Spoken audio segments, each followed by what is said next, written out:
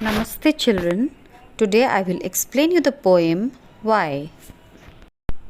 Before I start my explanation, let me read out this poem to you. Why? I know a curious little boy who is always asking why.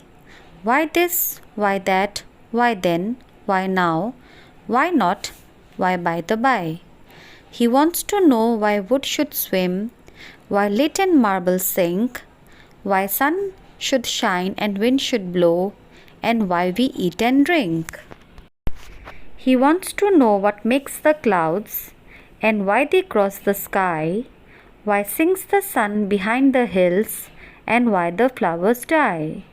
Some of these whys are not too hard to answer if you'll try. Others no one ever yet has found the reason why. So children, this poem is about a curious little boy who has lots of questions in his mind, and so he wants to know the reason behind everything he sees around. In the first stanza, the poet tells us about a curious little boy who always has questions like why this, why that, why then, why now, why not, why by the by in his mind. In the second stanza, the poet tells us that this little boy wants to know the reason why wood swims and why lead and marble sink. He wants to know why the sun shines and why the wind blows. He also wants to know why we eat and drink.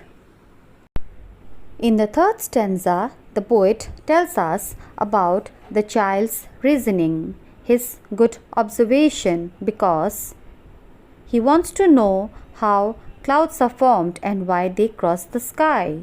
He also wants to know the reason why the sun sinks behind the hills and why the flowers die.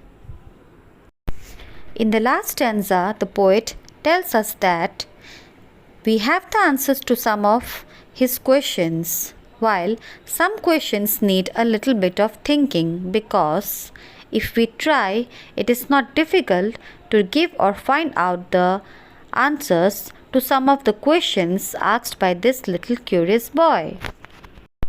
While for some questions, we too don't have the answers, and that is why we have considered them to be facts and accepted them. So children, I hope you have understood this poem. Thank you.